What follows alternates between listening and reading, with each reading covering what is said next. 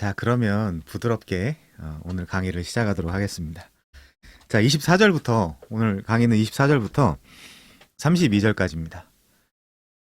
다 어떤 내용인지 한번 잘 훑어보셨죠? 그래서 바로, 시간이 조금 많이 지나서 바로 들어가겠습니다. 24절 보겠습니다. 24절. 지난주 요약 안 하고 여러분들 열심히 다 들으시니까 바로 들어가겠습니다. 24절. 자, 본문에 보시면 그러므로 하나님께서 그들의 마음의 정욕대로 더러움에 내어버려 두사 그들의 몸을 서로 욕되게 하셨으니 라고 되어 있어요. 자, 근데 첫 접속사인 그러므로는 우리가 이제 이런 접속사들을 잘 생각하셔야 되는데 우선은 동심원적으로 21절부터 23절에 대한 그러므로겠죠.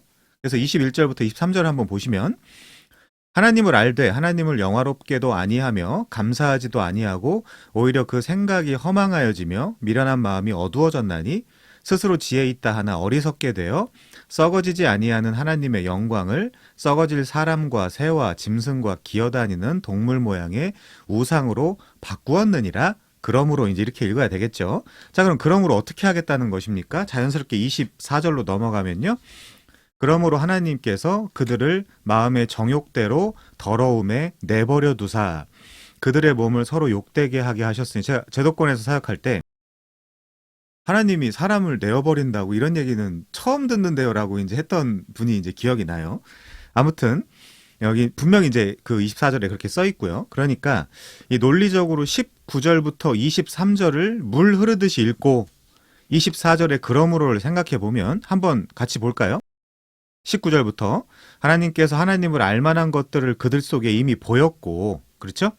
창세로부터 그의 보이지 아니하는 것들인 그의 영원한 능력과 신성이 그가 만드신 만물에 all creation, 그 만물에 보여 알려졌기 때문에 핑계할 수 없을 정도로 하나님을, 지금 이방인의 문맥이잖아요. 이방인의 죄를 정죄하는 문맥인데 이방인들도 다 하나님을 아는데도 하나님을 영화롭게 하지도 않고 감사하지도 않고 그 생각도 허망하여지고 미련한 마음이 어두워지고 스스로 지혜 있다라고 하지만 어리석게 되었고 썩어질 사람, 하나님에게서 가까운 순서입니다. 썩어진 사람, 새, 짐승, 기어다니는 동물 모양의 우상을 하나님의 영광과 바꿔버렸기 때문에 자연스럽게 이후 본문인 24절이라든가, 잘 보세요 본문을, 24절이라든가 26절이라든가 28절에 내어버려 둠, 이 헬라어 동사로 하면 파라디돔이죠. 뭐 넘겨줬다, 내어버렸다, 뭐 이제 이렇게 이런 동사인데,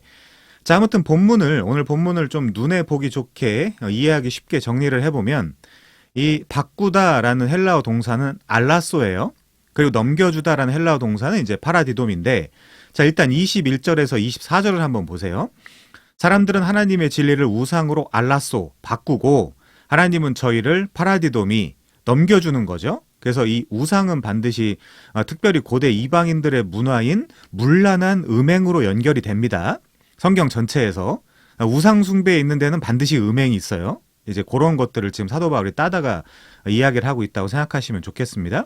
자, 25절부터 26절도 한번 볼까요? 그래서 사람들이 하나님의 진리를 거짓 것으로 알라소, 바꾸고 하나님은 저희를 내어버려 두고 파라디돔이, 여기서는 문맥적으로 이 하나님의 진리는 죄, 특별히 우상숭배에 관한 정죄를 하는 것이 마땅하다라는 그 진리라고 이제 우리가 이해할 수 있겠죠.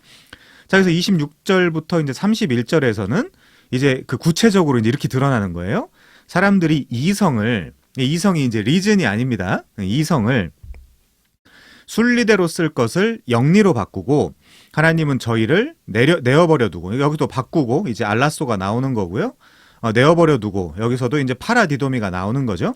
그래서 문맥적으로 하나님의 진리, 여기도 이제 본문에서 진리를 우상으로 바꾸고 진리를 거짓 것으로 바꾼 가장 구체적으로 드러난 형태의 죄의 종류를 뭐라고 지금 소개하고 있는 거죠? 사실은 동성애라고 지금 소개를 하고 있는 겁니다.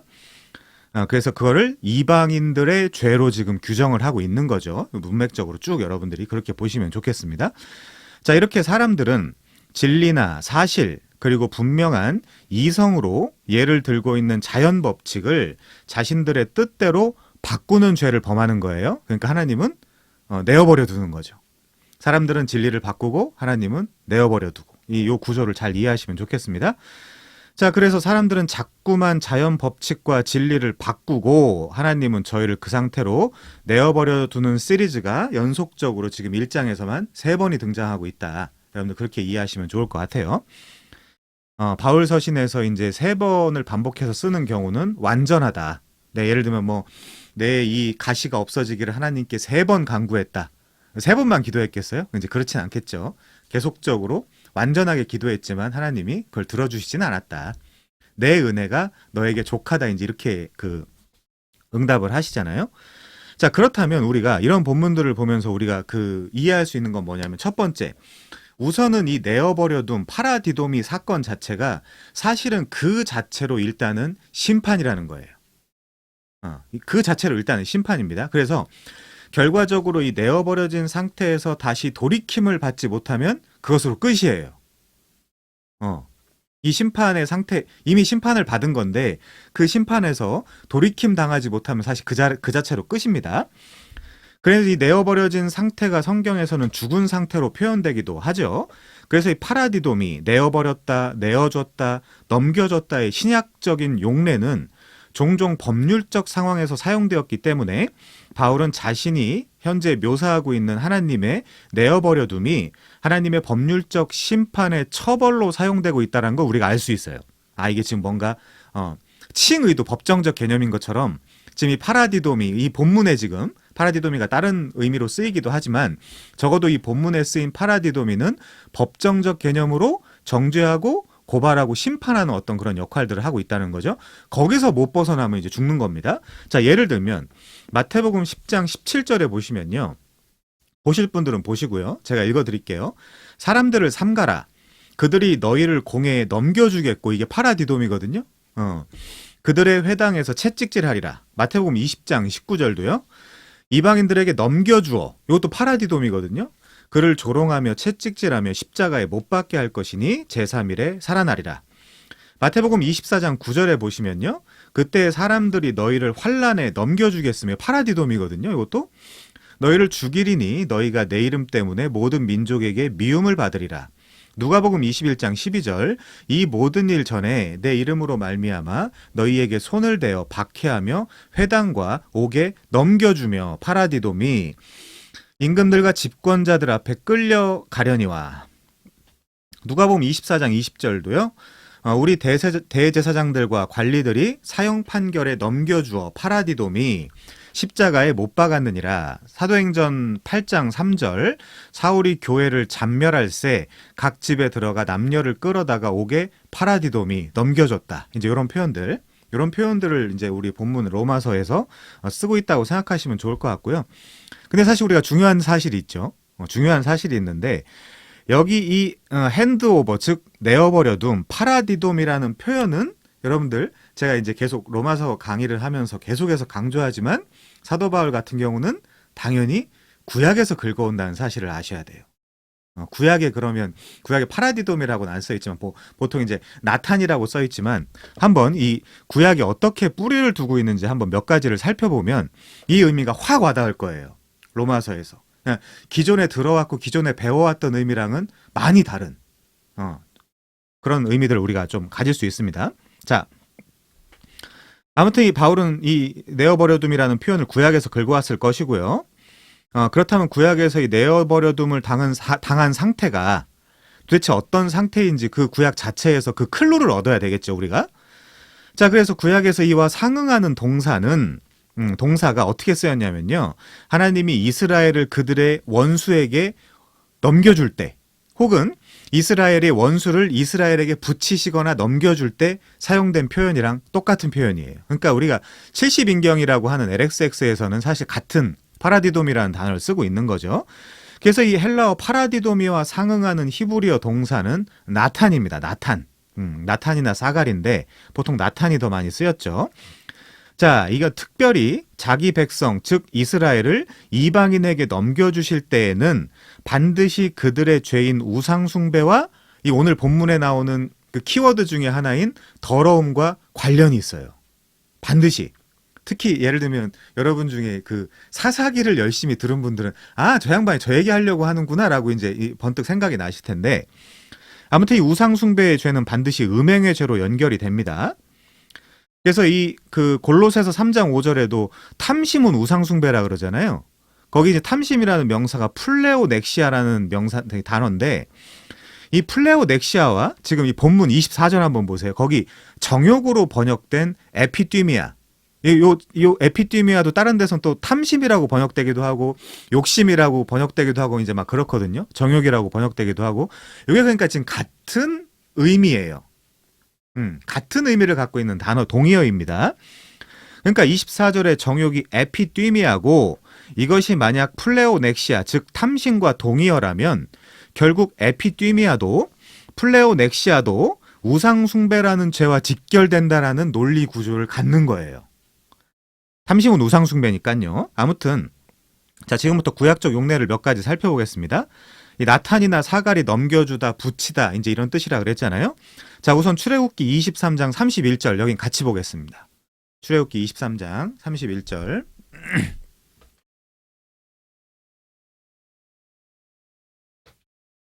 거기 보시면요. 내가 내 경계를 홍해에서부터 블레셋 바다까지 광야에서부터 강까지 정하고 그 땅의 주민을 내 손에 나탄 넘기리니 네가 그들을 네 앞에서 쫓아낼지라 이제 이런 표현이 있고요. 요 이제 요 넘기리니가 이제 그 헬라어로 하면 이제 파라디도미가 되는 거겠죠. 자, 신명기 7장 23절에 보시면 네 하나님 여호와께서 그들을 내게 넘기시고 나탄 그들을 크게 혼란하게 하여 마침내 진멸하시고, 그러니까 그 적군을 이스라엘에게 붙일 때도 이 나탄 파라디돔이라는 단어를 쓸 수 있는 거죠. 자, 물론 요셉에게 이 애굽을 주셨다라고 라는 표현, 요셉이 이제 총리 역할을 하잖아요. 그때도 이제 나탄 미주라임을 나타냈다 이제 이런 표현을 쓰기도 하는데, 자, 아무튼 우리가 지금 사사기를 공부하는 중에 있으니까 사사기에서 이제 몇 가지를 찾아보면 이 의미가 더 잘 드러나겠죠. 자, 우선 이 나탄이라는 이 여호와께서 붙이셨다, 넘겨주셨다라는 이 단어는 여호와의 전쟁의 문맥에서 자주 등장을 합니다. 이 여호와의 전쟁은 신약적으로 제가 뭐라고 설명을 했죠? 여호와의 전쟁, 구약에서 여호와의 전쟁은 신약적으로 성도들의 신앙생활을 이제 이야기하고 있는 그 그림을 그리는 거라 그랬잖아요. 그럼 어떻게 전쟁을 승리할 것이냐? 자, 구약에서는 우상 숭배를 하지 않고 사사기에서 이 이스라엘 백성들이 계속해서 전쟁에서 지는 이유가 뭐예요? 계속해서 우상숭배의 죄를 범하고 있는 거잖아요. 가나안 땅에서. 그러니까 구약에서 우상숭배를 하지 않고 오직 하나님만 섬기는 것으로 여호와의 그 전쟁을 승리하는 것인데, 마찬가지로 신약에서도 하나님을 신뢰하고 믿고 섬기는 삶을 살아야 되는 거죠. 근데 우리가 그거를 못했어요. 우리가 그걸 못 해냈어요. 그래서 우리의 대표자인 예수 그리스도가 그걸 하셨고, 그분을 우리가 왕 삼아서 그분의 뒤를 따라가는 구조, 그쵸? 이제 그렇게 지금은 바뀐 거죠. 자, 구약 사사기 용례를 몇 가지 보겠습니다. 사사기 2장 11절 가볼게요. 여러분 지금 이 사사기 2장 11절을 방금 여러분들이 읽으신 로마서 1장 19절부터 32절까지 이 전체 메시지랑 사사기 2장 11절부터 23절을 연결할 수 있어야 돼요. 왜냐면 사사기는 우리랑 동떨어진 그런 성경이 아니거든요. 우리랑 너무너무 정확하게 직결되는 성경이기 때문에 로마서 그 이야기랑 연결해서 읽을 수 있어야 됩니다, 여러분들이. 자, 11절부터 보면서 제가 좀 설명을 할게요. 이스라엘 자손이 여호와의 목전에 악을 행하여 바알들을 섬기며, 자, 이거 여기서 로마서에서 뭘 긁어올 수 있을까요? 우상숭배죠. 지금 로마서 본문에서 우상숭배입니다. 자, 12절. 애굽 땅에서 그들을 인도하여 내신 그들의 조상들의 하나님 여호와를 버리고 다른 신들 곧 그들의 주위에 있는 백성의 신들을 따라 그들에게 절하여, 우상숭배죠. 정확히 오늘 본문의 우상숭배와 같은 개념이란 말이에요, 이게. 자, 그래서 여호와를 진노하게 하셨으되, 이쯤에서 로마서 1장 18절 볼까요? 무슨 표현이 나오죠? 오르게 떼우, 하나님의 진노, 레이스 오브 갓이 나오죠, 여기도. 똑같다니까요, 사사기랑. 구약이라고 우리가 배척할 것이 아니에요. 구약에도 실제 우리의 신앙생활이나 우리가 믿음을 갖게 되는 배경이나 이런 것들이 더 그림 언어로 원시적이고 원초적인 언어들로 기록돼 있어서 그렇지, 신약과, 그러니까 구약을 빼버리면 안 돼요. 자, 그래서 여기 결국 여기서 지금 여호와가 진노하신다라 그러는데 로마서 1장 18절에도 하나님의 진노가 나오죠. 그래서 결국 이 부분도 로마서와의 연관성을 가지고 살펴보면 1장 18절부터 3장 20절까지 하나님을 잊어버리고 우상 숭배를 하고 불의를 저지르고 동성애를 저지르고 하는 것과 똑같은 거예요. 여기서 잠깐 잡아놓고 사사기 19장 22절 한번 가볼게요. 사사기 19장 22절. 거기에도 뭐가 나오죠? 사사기 19장 22절.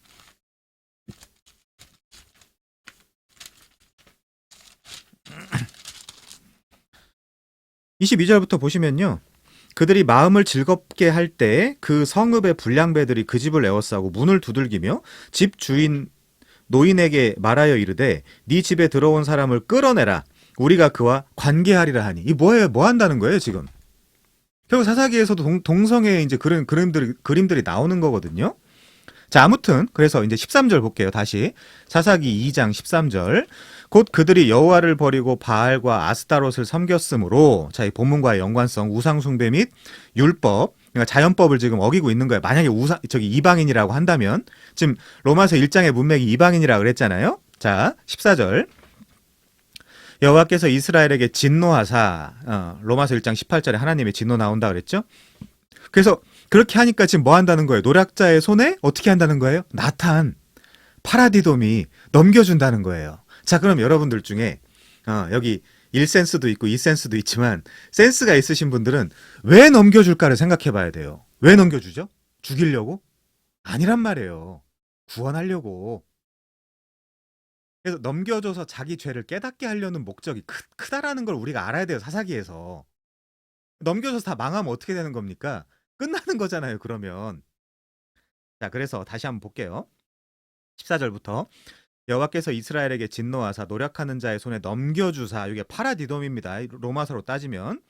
그들이 노략을 당하게 하시며 또 주위에 있는 모든 대적의 손에 팔아 넘기심에 나탄, 본문 파라디돔이 내어버려 두사, 본문으로 따지면 그들이 다시는 대적을 당하지 못하였으며 그들이 어디로 가든지 여호와의 손이 그들에게 재앙을 내리시니 곧 여호와께서 말씀하신 것과 같고 심판의 문맥, 여호와께서 그들에게 맹세하신 것과 같아서 그들의 괴로움이 심하였더라. 이것이 바로 로마서 1장에 내어버려 둠을 당한 자들이 지금 겪고 있는 상태라고 우리가 이해하면 되는 거예요. 16절.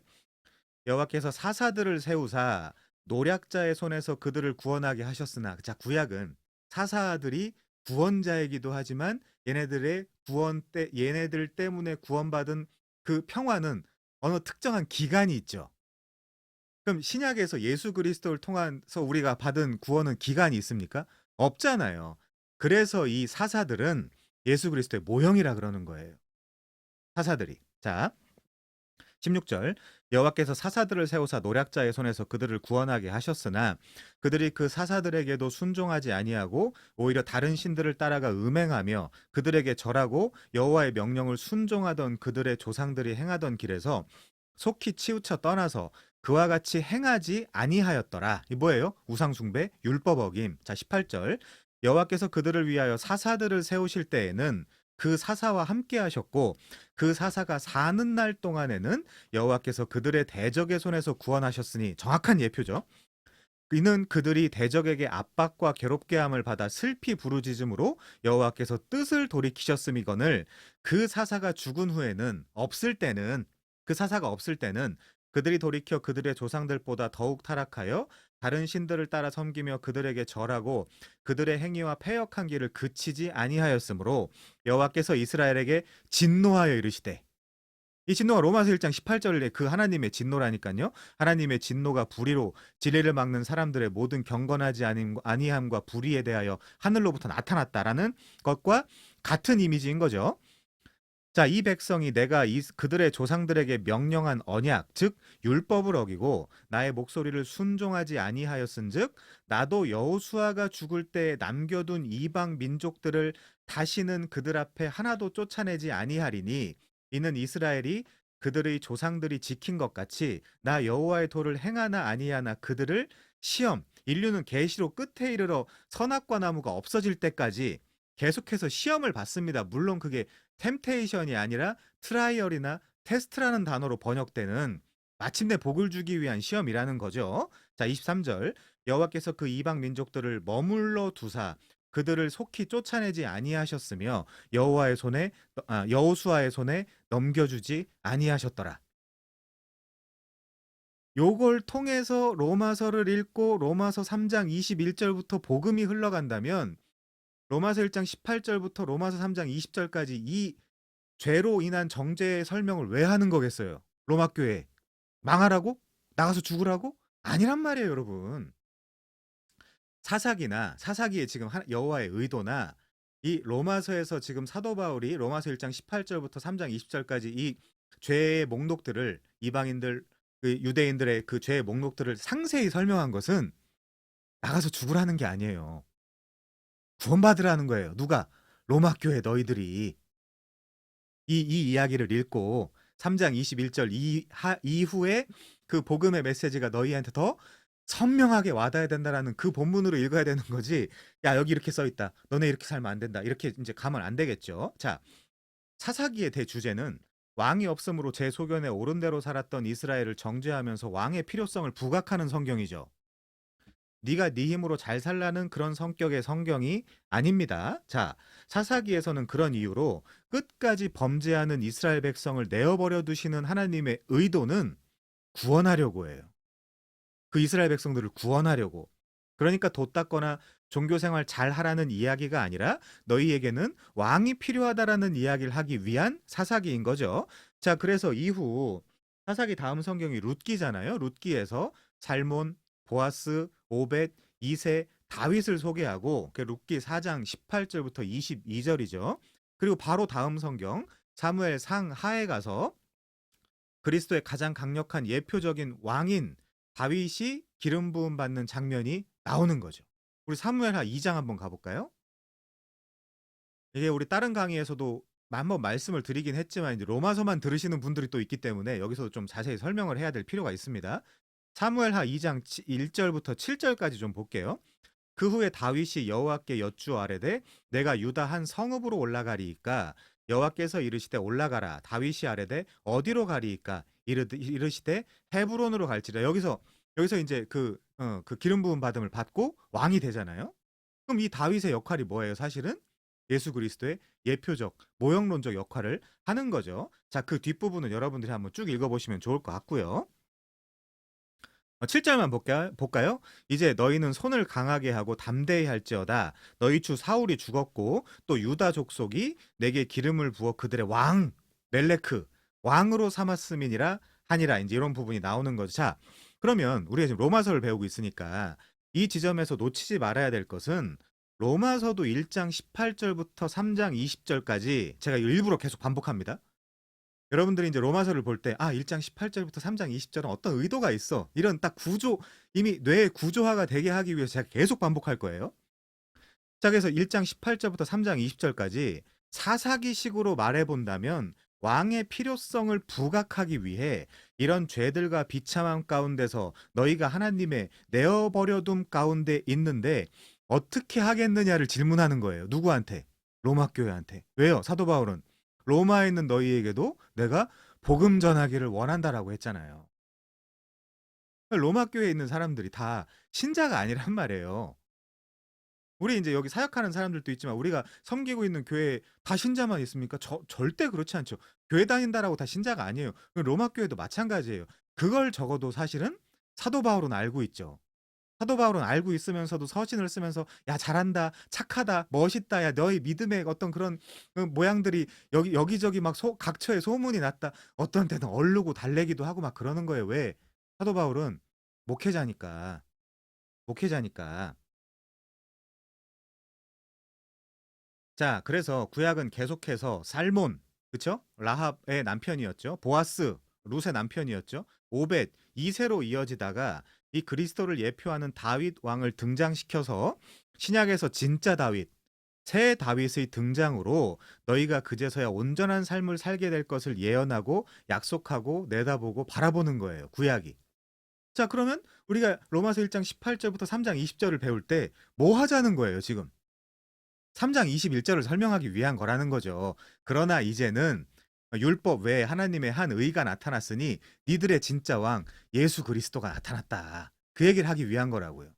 구약이나 신약이나 우리가 이제 여러 가지 예시들을 들어서 설명할 때 그 구조들이 다 똑같다라고 말씀을 드리고 있는 겁니다. 자, 그래서 우리 몇 번 봤지만 예레미야 23장 5절 한번 가 볼게요. 중요한 성구입니다. 여러분들은 이거 외우시면 좋을 것 같아요.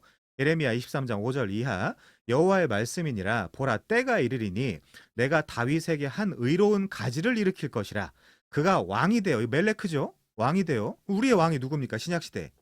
지금 2024년도에 우리의 왕이 누구예요? 윤석열 대통령이에요? 아니잖아요. 어. 자, 그가 왕이 되어 지혜롭게 다스리며 근데 이때의 문맥은 다윗은 죽었을 때잖아요. 그 다윗에게서 의로운 한 가지를 일으킬 것이라 그가 왕이 되어 지혜롭게 다스리며 세상에서 정의와 공의를 행할 것이며 그의 날에 유다는 구원을 받겠고 이스라엘은 평안히 살 것이며 그의 이름은 여호와 우리의 공의라 일컬음을 받으리라. 그러므로 여호와의 말씀이니라 보라 날이 이르리니 그들이 다시는 이스라엘 자손을 애굽 땅에서 인도하여 내신 여호와의 사심으로 맹세하지 아니하고 이스라엘 집 자손을 북쪽 땅 그 모든 쫓겨났던 나라에서 인도하여 내신 여호와의 사심으로 맹세할 것이며 그들이 자기 땅에 살리라 하시니라. 여러분 이런 의미들이 이제 확 읽히죠. 자, 예레미야 30장 9절도요. 그들은 그들의 하나님 여호와를 섬기며 내가 그들을 위하여 세울 그들의 왕 다윗을 섬기리라. 로마서의 문맥으로 오면 3장 20절 이후 문맥 그분이 누굽니까? 예수죠. 자, 예레미야 33장 14절 이하요. 여호와의 말씀이니라 보라 내가 이스라엘 집과 유다 집에 대하여 일러준 선한 말을 성취할 날이 이르리라. 그날 그때 내가 다윗에게서 한 공의로운 가지가 나게 하리니 그가 이 땅에 정의와 공의를 실행할 것이라. 그날에 유다가 구원을 받겠고 예루살렘이 안전히 살 것이며 이 성은 여호와는 우리 의라는 이름을 얻으리라. 여호와께서 이와 같이 말씀하시니라. 이스라엘 집에 왕위에 앉을 사람이 다윗에게 영원히 끊어지지 아니할 것이며 내 앞에 번제를 드리며 소제를 사르며 다른 제사를 항상 드릴 레위 사람 제사장들도 끊어지지 아니하리라 하시니라. 자, 에스겔 37장 한번 가볼게요. 에스겔 37장 24절. 여러분들 이런 예를 들면 구약의 다윗 본문 이런 것들 어디다 적어두시고 필요할 때마다 쓰실 수 있게. 그쵸? 부자님은 필살기 이런 거 되게 좋아하시잖아요. 그럼 필살기들을 잘 정리해 두시란 말이죠. 자, 에스겔 37장 24절이요. 내 종 다윗 죽은 지가 언젠데요. 그죠? 내 종 다윗이 그들의 왕이 되리니 아니 죽은 사람이 어떻게 왕이 돼요? 다른 왕이겠지. 그쵸? 다른 왕이겠지. 어. 그들 모두에게 한 목자가 있을 것이라 그들이 내 규례를 준수하고 내 율례를 지켜 행하며 내가 내 종 야곱에게 준 땅 곧 그의 조상들이 거주하던 땅에 그들이 거주하되 그들과 그들의 자자손손이 영원히 거주할 것이요 내 종 다윗이 영원히 그들의 왕이 되리라. 내가 그들과 화평의 언약을 세워서 영원한 언약이 되게 하고 또 그들을 견고하고 번성하게 하며 내 성소를 그 가운데 세워서 영원히 이르게 하리니 내 처소가 그들 가운데 있을 것이며 나는 그들의 하나님이 되고 그들은 내 백성이 되리라. 언약적 선포의 표현이죠. 마지막은. 요건 반드시 이루어지는 겁니다. 성경에서. 자, 그래서 로마서 1장 18절부터 3장 20절을 읽으면서 이제 도 닦을 생각을 안 하겠죠. 전혀 그런 의도가 아니란 말이에요. 사도 바울의 의도 자체가 지금. 이건 설교자들한테 설교거리를 던져주기 위한 게 아니라 로마에 있는 교인들에게 서신을 지금 보내고 있는 거예요. 자, 그래서 시편 2편 6절 이하에 보면요. 내가 나의 왕 말레크를 내 거룩한 산 시온에 세웠다 하시리로다. 내가 여호와의 명령을 전하노라. 여호와께서 내게 이르시되 너는 내 아들이라 오늘 내가 너를 낳았도다. 여호와가 낳은 그 왕이 시온산에서 뭐가 되는 거예요? 멜레크. 그 왕이 되는 거야. 하멜레크. 그 왕. 그 왕이 누군데요? 히브리서에 나오잖아요. 그 왕. 예수 그리스도다 이렇게 나오잖아요. 음. 자, 그러니까 수련회 가서 너는 내 아들이다. 오늘날 내가 너를 낳았도다. 이거 찬양 부르지 말라니까요. 우리한테 하는 얘기가 아니라 예수님한테 하는 얘기라니까요. 하나님이. 자, 그래서 그런데 그 왕이 이 세상에 어떻게 나타났죠? 마태복음 2장 가보겠습니다. 같이 보겠습니다. 마태복음 2장.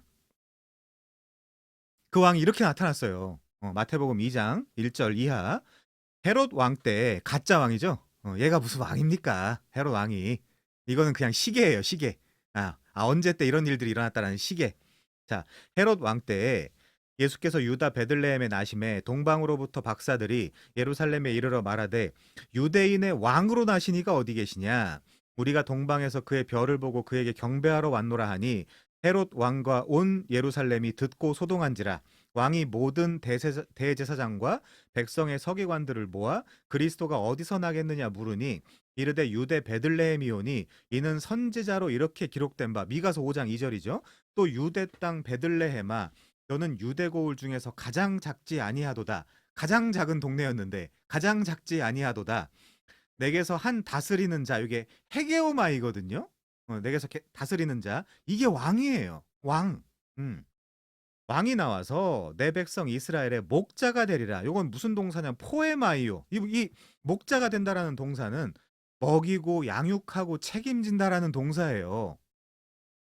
여기서도 하나님의 의가 나타나죠. 여기서도.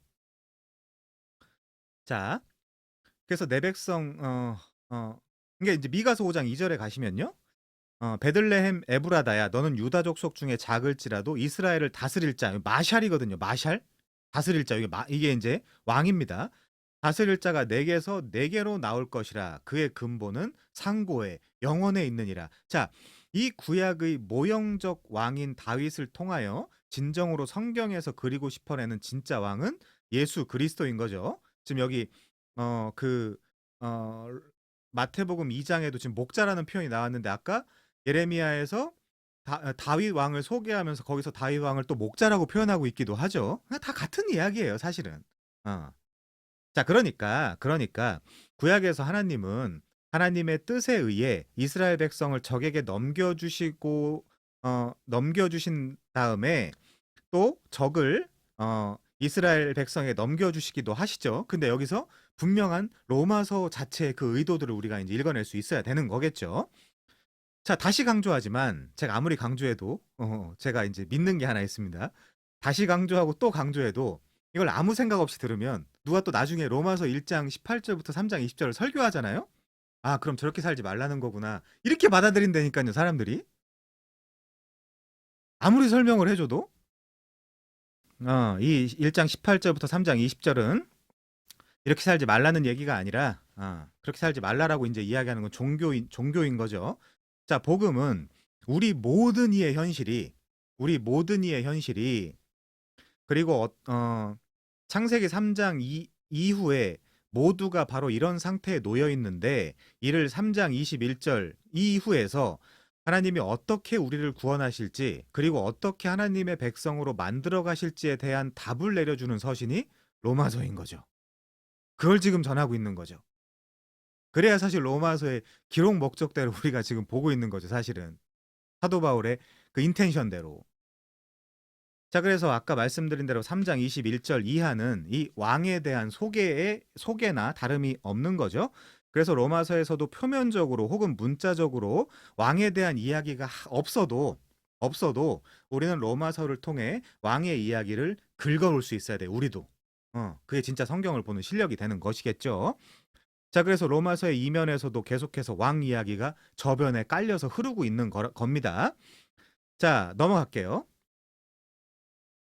자, 그래서 이렇게 이제 정리하면 좋을 것 같아요. 이 1장 18절부터 3장 20절 같은 부분이야말로 어디랑 연결해서 이제 이해를 해야 되냐? 자, 로마서 11장 25절부터 한번 같이 읽어보겠습니다. 이 로마서 1장 18절부터 3장 20절까지를 반드시 우리는 로마서 11장 25절부터 36절을 읽으면서 이해를 해야 돼요. 그게 전체를 보는 시각이며 종합적으로 판단하는 지혜라고 할 수 있습니다. 자, 25절 형제들아 너희가 스스로 지혜 있다 하면서 이 신비를 너희가 모르기를 내가 원하지 아니하노니 이 신비는 이방인의 충만한 수가 들어오기까지 이스라엘의 덜어는 우둔하게 된 것이라 그리하여 온 이스라엘이 구원을 받으리라 기록된 바 구원자가 시온에서 오사 아까 시온에 왕을 세운다 그랬잖아요. 그 왕이 구원하는 분입니다. 야곱에게서 경건하지 아니한 것들을 돌이키겠고 그럼 1장 18절부터 이 경건하지 않은 것들을 누가 돌이키는 거예요? 사사기에서 그토록 원했던 왕이 메시아가 내가 그들의 죄를 없이 할 때 그들에게 이루어질 내 언약이 이것이라 함과 같으니라. 복음으로 하면 그들이 너희로 말미암아 원수된 자요 택하심으로 하면 조상들로 말미암아 사랑을 입은 자라. 하나님의 은사와 부르심에는 후회하심이 없느니라. 신사도 어떻게 쓰겠어요, 이거? 요 29절 신사도들 어떻게 쓰겠어요? 그냥 말도 안 되는 이야기들을 하고 있다니까요. 30절 너희가 전에는 하나님께 순종하지 아니하였더니 이스라엘이 순종하지 아니함으로 이제 긍휼을 입었는지라. 이와 같이 이 사람들이 순종하지 아니하니 이는 너희에게 베푸시는 긍휼로 이제 그들도 긍휼을 얻게 하려 하심이라. 이게 하나님의 지혜라는 거예요. 32절 하나님이 모든 사람을 순종하지 아니하는데 가두어 두심은, 여기서 아니 하나님이 가둬놨다는데 막 탈출해요? 예? 하나님은 가둬놨는데 거기서 막 탈출해서 막 의를 행해요, 어떤 사람들이? 하나님이 모든 사람을 순종하지 아니하는데 가두어 두심은 모든 사람에게 긍휼을 베풀려 하심이로다. 물론 여러분들의 언어로 하자면 이 사도 바울이 좀 제가 봤을 때 지독한 애니기 때문에 약간 왔다 갔다 하는 경향성이 없는 건 아니에요. 물론 그런 게 없는 건 아니지만 이 우리가 로마서를 읽을 때는 1장부터 16장까지 한 번에 읽어야 돼요. 좋아하는 부분만 읽지 말고 제발. 그러니까 종합이 안 되고 입체가 안 되는 거예요. 자, 그래서 33절에서 이렇게 찬양을 하죠. 깊도다 하나님의 지혜와 지식의 풍성함이요. 그의 판단은 헤아리지 못할 것이며 그의 길은 찾지 못할 것이로다. 누가 주의 마음을 알았느냐? 누가 그의 모사가 되었느냐? 누가 주께 먼저 드려서 갚으심을 받겠느냐? 이는 만물이 주에게서 나오고 주로 말미암고 주에게로 돌아감이라. 그에게 영광이 세세토록 있을지어다. 아멘. 자, 그럼 1장 18절부터 3장 20절 왜 쓴 거예요, 사도 바울이? 답이 나오죠? 자, 그래서 이 부분은 복음의 필요성과 긴박성을 논증하는 내용이지 종교로 돌아가서 여기 나열된 숱한 인간들의 죄를 스스로 고치라는 메시지가 아니에요. 하나님은 가둬놨는데 거기서 탈출해서 의를 행한다? 말이 안 되잖아요, 여러분. 자, 그래서 꼭 부탁드리지만 어차피 우리가 지금 배우고 있는 것, 사사기와 로마서를 잘 연결해서 한번 읽어보시면 좋겠습니다. 아무튼 그래서 궁극적으로는 로마서 11장 32절 이하 하나님이 모든 사람을 순종하지 아니하는 가운데 가두어 두심은 모든 사람에게 긍휼을 베풀려 하심이로다. 왜요? 왕의 등장, 그리고 등장한 왕을 의지하고 모시고 살아야 내 안에 성령을 통해서 진짜 행위가 드러나는 그 복음적 구조가 완성되거든요. 자, 그래서 33절에서 찬양, 깊도다 하나님의 지혜와 지식의 풍성함이요. 그의 판단은 헤아리지 못할 것이며 그의 길은 찾지 못할 것이로다. 36절만 볼게요. 이는 만물이 주에게서 나오고 주로 말미암고 주에게로 돌아감이라. 세오센트리즘.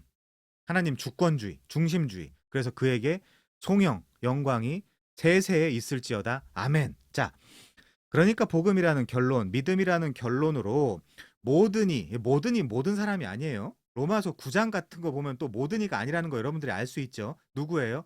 택자예요. 택자. 모든이라고 써 있어도 택자예요.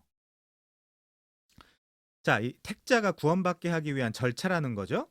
그래서 그의 지혜와 지식이 풍성하고 그의 판단은 감히 인간이 헤아리지 못하고 그의 길은 인간이 찾을 수가 없다고 바울이 편지의 교리적 내용 말미에 소위 하나님을 찬양하고 있는 것입니다. 그래서 다시 말하지만 로마서 전체를 읽어야 되는 거죠. 아무튼 이 구약적 용례인 내어버려둠, 내어줌, 넘겨줌, 특별히 사사기에서 붙이심, 이 붙이심과 같은 표현들은 죄와 우상숭배, 율법 어김에 대한 처벌의 그림에서 다른 나라나 족속, 민족들에게 그들을 내어주실 때에도 이런 표현들이 사용된다는 거 여러분들이 잘 이해하시면 좋을 것 같습니다. 파라디돔이. 자, 그렇다면 시대는 신약시대지만, 자, 로마서가 시대는 신약시대지만 아직 로마 교회 안에 예수를 믿지 않고 있는 자들, 그러니까 사사기의 표현을 빌려오자면 예수 그리스도를 왕으로 인정하고 있지 않은 자들에게, 쉽게 말해 로마 교회의 불신자들에게 왜 이렇게 하는 거예요, 사도 바울이? 할 수 있는 대로 로마에 있는 너희에게도 복음을 전하고 싶었으니까. 지금 복음을 전하기 위해 이 죄를 상세히 고발하고 책망하고 있는 것이라는 걸 우리가 명심해야 되는 거죠. 그래서 복음을 전하고 싶다는 것은 그들이 죄인임을 인정하게 만드는 것으로 시작해야 하는 것이죠. 자, 그래서 반드시 하나님이 내어버리는 그 경험이 필요하다라는 논리가 성립되는 거예요. 이것이 진짜 중요한 겁니다. 이것을 놓치고 본문을 접근하면 반드시 도닦으라는 결론이 나오겠죠. 자, 아무튼 이런 본문들을 통해서 왕의 필요성을 깨달아야 하는 거죠. 그렇게 되면 그제서야 1장 18절부터 3장 20절 이후에 한번 볼게요. 3장 21절. 이제는 율법 외에 하나님의 한 의가 나타났으니 율법과 선지자들에게 증거를 받은 것이라. 곧 예수 그리스도 왕이죠. 믿음으로 예수 그리스도를 믿음으로 말미암아 모든 믿는 자에게 미치는 하나님의 의인이 차별이 없느니라. 유대인이나 헬라인이나. 로마 교회식으로 이야기하면 유대 그리스도인, 그 이방 그리스도인 차별이 없느니라. 자, 23절. 모든 사람이 죄를 범하였음에 하나님의 영광에 이르지 못하더니 그리스도 예수 왕이죠. 그리스도 예수 안에 있는 속량으로 말미암아 하나님의 은혜로 값없이 의롭다 하심을 얻은 자 되었느니라. 이 예수를 왕을 하나님이 그의 피로써 믿음으로 말미암는 화목제물로 세우셨으니, 아까 시편 2편 6절 기억나시죠? 내가 나의 왕 예수를 내 거룩한 산 시온에 세웠다. 그 구원자가 어디서 나온다 그랬어요? 또 시온에서 나온다고 그랬잖아요. 그래서 7절 내가 이는 하나님이 길이 참으시는 중에 전에 지은 죄를 간과하심으로 자기의 의로우심을 나타내려 하심이니, 26절 곧 이때 자기의 의로우심을 나타내사 자기도 의로우시며 또한 예수 왕이죠. 왕을 믿는 자를 의롭다 하려 하심이니라. 그런즉 자랑할 데가 어디 있느냐? 있을 수 없느니라. 무슨 법으로냐? 행위로냐? 아니라 오직 믿음의 법으로니라. 그러므로 사람이 의롭다 하심을 얻는 것은 행위에 있지 아니하고 누구를? 왕을 믿는 믿음으로 되는 줄 우리가 인정하노라. 자, 이 부분, 그러니까 3장 21절부터 28절이 1장 18절부터 3장 20절을 통해서 힘을 얻게 되는 것이죠. 내가 죄인이고 저주받아 죽어야 할 자임이 인정되어야 예수 그리스도를 믿게 되는 것이죠. 그러니까 구조가 그렇다는 거예요. 구조가. 자, 아무튼 본문에서 하나님이 사람들을 더러움에 내어주셨다, 파라디돔이라고 하는 것은 구약 등 특별히 사사기 등을 통해서 살펴보면, 사사기는 구산 리사다임에게 넘겨주시거나 하솔 왕 야빈에게 그들을 팔아버리시는 것들을 통해서 인류 전체가 사사기를 보고 망해라, 나가 죽어라라는 것이 아니라 그 중에 거하는 하나님의 백성들은 자신들이 구원이 필요한 자라는 것을 깨닫는 자리로 돌아오라는 거예요. 의도가. 로마서의 의도도 바로 그거라는 거예요. 그러니까 결론적으로 하나님은 망하라고 오시는 분이 아니라 구원하자고 오시는 분이라는 걸 우리가 알아야 되는 것이죠. 그래서 내어버리실지라도 결코 거기서 끝이 아니라 내어버려 두심 가운데서도 은혜가 꽃피운다라는 사실이야말로 복음이 가지고 있는 위대한 하나님의 능력이며 하나님의 지혜인 것이죠. 자, 넘어가겠습니다. 그래서 창세기 3장 이후 온 인류가 죄의 종이 되어버렸기 때문에 하나님이 적극적이고 공격적으로 이들을 더 죄를 짓게 만드는 것이 아니라, 내어버렸다고 해서 더 죄를 많이 짓게 한다라는 그런 뜻이 아니거든요. 본래 죄로 기우는 성향 그대로 가만 내어두셨다라는 뜻이죠. 그렇게 살아라. 그렇게 살아라. 그런데 그 가장 강력한 예시가 뭐예요? 지금 본문에서 동성애인 거죠. 이게 이제 누가복음 15장식으로 이야기하면 아버지가 그 유산을 줘가지고 집 밖으로 내보내잖아요. 그렇게 한번 살아봐. 그게 만약에 성부라면 얘가 돼지와 쥐엄나무 열매 쟁탈전을 벌일 것이라는 걸 성부가 모르고 집 밖으로 내보냈을까요? 그렇지 않겠죠. 그게 파라디돔이에요, 말하자면. 그거는 비유니까. 비유는 사실이 아니에요. 사실을 파라볼레. 사실을 어떤 예시를 통해서 더 선명하게 드러나게 하는 목적이 이제 비유인 거죠. 자, 아무튼 뭐 유튜브나 이런 데 보면 구약 학자라는 사람들도, 이제 또 자유주의 학자라는 사람들도 성경에 동성애 반대하는 게 어디 있냐라고 따박따박 거리다가 전략을 바꿨어요. 사람들이 여기 있다, 여기 있다, 여기 있다 막 이제 얘기를 하니까 전략을 바꿨어요. 뭐라고 바꿨을까요? 어떻게 바꿨을까요? 그냥 성경 전체가 다 유효한 책, 오류와 모순이 있는 책이다라는 전략으로 바꿨어요. 그러니까 말하자면 물을 타버리는 거죠. 그러니까 물을 타버리는 거예요. 아까 제가 페이스북 누구라고 해서 끝나고 언급을 할게요. 누구라고 얘기를 하지 않겠지만 옛날 구약의 저자들이 오류와 모순이 있었기 때문에 동성애를 비판한 것에 불과해라고 이야기를 하더라고요. 학자인데. 학자인데. 음. 자, 근데 저는 늘 궁금한 게 그 오류와 모순이 있는 책이라면 왜 성경 갖고 먹고 사나 난 참 궁금해요. 그쵸. 사실은 그렇죠. 어차피 오류투성의 글이라면 신학을 할 필요가 없죠. 그냥 내 생각은 이래라고 이야기하면 되죠. 근데 먹고 산다니까 얘네들이. 밴드를 만들어 가지고. 그래서 제가 봤을 때 자유주의 신학자라는 사람들은 사실 오히려 더 부도덕한 사람들이에요. 왜? 유효한 성경으로 먹고 살고 있거든요. 사람들 속여 가지고. 밴드를 만들고. 그래서 여러분도 차별금지법 같은 것들이 얼마나 쓰레기인지 알아야 되거든요. 차별금지법이라는 예를 들면 아주 아름다운 단어 뒤에 차별금지법이라는 거 얼마나 예를 들면 그 캐치프레이즈만 보면 얼마나 아름답습니까? 차별을 누가 반대하죠? 누가 반대합니까? 차별을?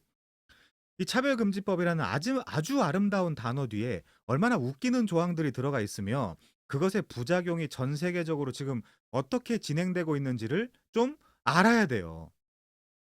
아까 제가 보수신학 쪽에 있는 사람들이 굉장히 게으르고 이 지금 아무것 뭐 하는 거냐 도대체 인제 이런 생각이 든다라고 말씀을 드렸지만 아무튼 사람들의 사고는 굉장히 단순하고 단편적이어서 예쁜 단어, 어떤 의미로 치장된 단어, 아름다운 단어가 나오면 무조건 좋은 것이라고 생각하는 경향이 있어요.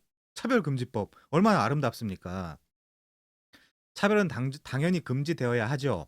성경은 물론 차별이 없다라고 말합니다. 그리스도 안에서 남자나 여자나 종이나 상전이나 차별이 없다라고 이야기를 하죠. 그런데 이 사람들은 동성애에 관련된 성구가 넘치도록 많은 것은 어떻게든 웃기고 기괴한 해석으로 외면을 하려고 해도 차별하지 말라는 성구는 다 찾아와서 끌어들여다가 이제 적용을 해요. 그러니까 이연령, 비연령, 아전, 인수, 견강부회, 심지어 학문 가지고 곡하가세를 하고 있는 거죠. 그러니까 내가 봤을 때 굉장히 부도덕해요. 그러니까 자기들이 좋아하는 성구만 가져오는 겁니다. 자, 그런 것들이 보통 윤리 도덕이다 보니 아니면 시대 정신에 맞는 것들이다 보니 당연히 팬덤이 생기는 것이죠. 아무튼 차별은 당연히 하지 말아야 될 공리인데 그것을 법으로 규정하는 순간 성경은 휴지 조각이 되고 말아버립니다. 예를 들면 토론도 못 해요. 차별금지법에 대해서 어떻게 생각해? 한 목사님 어떻게 생각하세요? 토론도 못 해요. 왜? 획일화돼서 가야 되거든요. 법으로 올라간다는 거, 법으로 상정된다는 건 처벌하겠다는 얘기거든요. 그냥 토론도 못 해요. 당연히 학술 대회도 못 엽니다. 연구도 못 해요. 레위기 강의 이런 거 못 해요. 로마서 1장 강의 이런 거 못 합니다. 아니면 변개해야 돼요. 글래머를 변개해야 됩니다. 설교도 못 하죠. 예를 들어 내 집 앞에서 그러니까 그런 모양이나 이런 거 상관없이 시끄러워서 예를 들면 퀴어 축제를 반대한다고 하자고요. 시끄러워서 그 반대도 못 해요. 학교 앞에서 못 합니다. 초등학교 앞에서 반대 못 해요. 유치원 애들한테 내가 좋은 거 보여줄게. 반대 못 해요. 학부모들도. 왜? 법으로 상정되면. 그딴 게 차별금지법이에요. 말은. 자, 그래서 학부모들도 말을 아무 말도 못하게 되죠. 잡혀갑니다. 차별금지법이 시행된 나라들에서 어떤 일이 일어나고 있는지 여러분들이 유튜브 사례를 한번 보시면 좋을 것 같아요. 토론, 연구, 학술대회, 설교 전부 다 차별로 보고 처벌을 하겠죠. 왜? 법으로 올라갔으니까. 법이라는 거 법으로 올라갔는데 한번 봐줄게 이럽니까? 아니죠. 그건 법이 아니죠. 자, 아무튼 설교한 내용으로 잡혀간 사람, 벌금 낸 사람, 조사받은 사람, 별의별 사람들이 유튜브에 보면 해외 사례 다 있어요. 제가 교회 사역자를 하는 이야기가 아니라 이게 뭡니까 이게. 어. 그러니까 예를 들면 조영길 변호사님 같은 분들의 말씀대로 굉장히 독재적인 사고를 갖는 거예요. 이런 것들이. 처벌하겠다. 다른 생각을 갖고 있는 사람들은 내가 무조건 처벌하겠다. 내가 가지고 있는 생각에 반대하지 마라. 인제 이런 식으로 반대자들의 입을 막는 거죠. 이따가 동성애를 죄로 규정하는 선구들을 좀 찾아보도록 하겠습니다. 아무튼 그래서 하나님이 더 죄를 범하게 인제 만든다라는 건 그런 의미는 아닙니다. 야고보서 1장 12절 가 볼게요. 야고보서 1장 12절. 이런 부분들도 여러분들이 지금 잘 정리해 두시면 나중에 굉장히 유익하겠죠. 야고보서 1장 12절. 자, 시험을 참는 자는 복이 있나니 여기 시험은 트라이얼로 번역돼 있어요. 영어 성경에. 시험을 참는 자는 복이 있나니 이는 시련, 여긴 테스트로 번역돼 있어요. 이 시련을 견디어낸 자가 주께서 자기 사랑하는 자들에게 약속하신 생명의 면류관을 얻을 것이기 때문이라. 그럼 이런 이 시험은 누가 하는 거예요? 하나님이. 그쵸? 자, 근데 문자적으로 13절을 보면 사람이 시험을 받을 때 내가 하나님께 시험 받는다 하지 말지니, 아니 시험 해놓고서 신명기 8장 같은 데 보면 일부러 막 시험한다라는 얘기들이 나오거든요. 이따 보겠지만 하나님이 시험 해놓고서 그 한글로만 보니까 내가 시험을 받을 때 하나님이 시험한다라고 하지 말라 이렇게 한다라고 하면 웃기는 이야기가 되잖아요. 그래서 트라이얼, 테스트, 템테이션을, 그쵸? 템테이션을 여러분들이 잘 구별해야 돼요. 자, 13절에 이 사람이 시험, 여기는 템테이션, 템드라고 이제 그 영어 성경에 보면 번역이 되어 있습니다. 사람이 시험 받을 때 내가 하나님께 템테이션을 받는다 하지 말지니 하나님은 악에게 시험을 받지도 아니하시고, 여기도 템테이션, 템드, 아무도 친히 시험하지 아니하시느니라. 오직 각 사람이 시험, 여기도 템테이션을 받는 것은 자기 욕심에 끌려 미혹됨이니 욕심이 잉태한즉 죄를 낳고 죄가 장성한즉 사망을 낳느니라. 내 사랑하는 형제들아 속지 마라.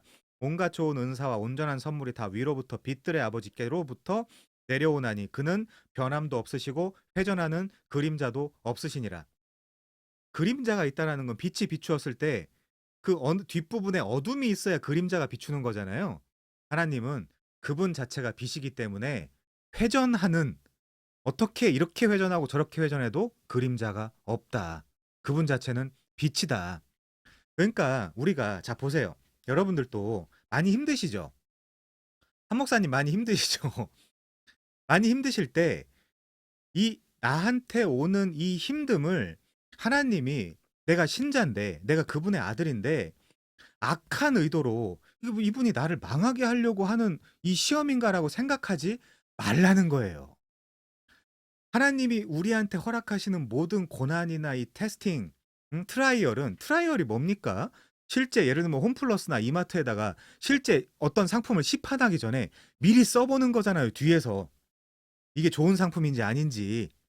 그래서 좋은 상품으로 테스트가 끝나고 트라이얼이 끝나고 실제 거기 밖에다가 시판하는 거잖아요. 그 전에. 그러니까 우리를 고난이나 이런 어떤 하나님이 주시는 시험, 요 13절에 있는 템테이션, 유혹하고 망하게 하는 시험이 아니라 하나님이 주시는 시험. 그 시험이 신명기 8장에는 어떤 식으로 기록되어 있죠? 마침내 복을 주기 위한 시험이죠. 그러니까 자꾸 한 목사님 이야기가 나오는데 많이 힘들어 보여서 최근에 통화를 하면서 이제 여러 그 웃기는 일들이 많이 있어가지고 아무튼 그 이런 일들이 하나님이 나로 하여금 망하라고 주는 게 아니라 나를 구원하시려고, 온전하게 하시려고, 완성하시려고. 그러니까 그분은, 그러니까 우리가 가끔 오해할 수 있어요. 너무 힘드니까. 오히려 하나님이 마귀 아니야? 막 이런 생각할 수 있어요. 사실 전혀 아니라는 거예요. 성경은. 하나님은 회전하는 그림자도 없고, 그분 자체가 완전한 빛이다. 어둠 자체가 없다. 자, 그래서 아까 그 사사기 2장 22절에서도 분명히 시험한다라고 하긴 했죠. 그러니까 여러분들이 이 시험을 트라이얼이냐 테스트냐 템테이션 이런 것들 잘 봐야 되겠죠. 자, 사사기 2장 20절 잠깐만 보면요. 여호와께서 이스라엘에게 진노하여 이르시되 이 백성이 내가 그들의 조상들에게 명령한 언약을 어기고 나의 목소리를 순종하지 아니하였은즉 나도 여호수아가 죽을 때에 남겨둔 이방 민족들을 다시는 그들 앞에 하나도 쫓아내지 아니하리니 이는 이스라엘이 그들 조상들이 지킨 것 같이 나 여호와의 도를 지켜 행하나 아니하나 그들을 시험하려 하시니라. 여호와께서 그 이방 민족들을 머물러 두사 그들을 속히 쫓아내지 아니하셨으며 여호수아의 손에 넘겨주지 아니하셨더라. 그러면 자, 이 사사기에서 파라디돔이 나탄, 그리고 로마서에서 하나님이 파라디돔이 한 거는 뭐예요? 신자들을 만약에 그렇게 하셨다면 뭐예요? 구원하기 위함이라니까요. 구원하기 위함이라니까요.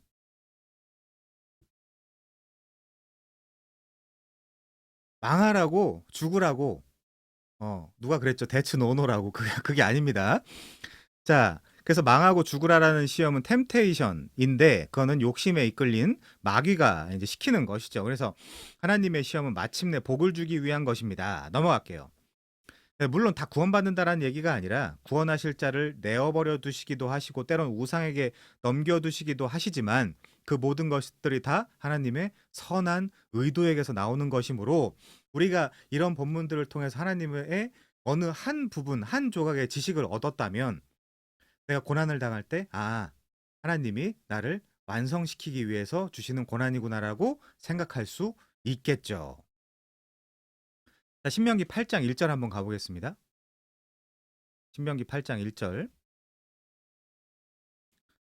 내가 오늘 명하는 모든 명령을 너희는 지켜 행하라. 그리하면 너희가 살고 번성하고 여호와께서 너희의 조상들에게 맹세하신 땅에 들어가 그것을 차지하리라. 네 하나님 여호와께서 이 40년 동안에 내가 내게 광야길을 걷게 하신 것을 기억하라. 이는 너를 낮추시며 너를 시험하사. 낯사라는 동사인데 시험하다 훈련시키다 이제 그런 뜻이죠.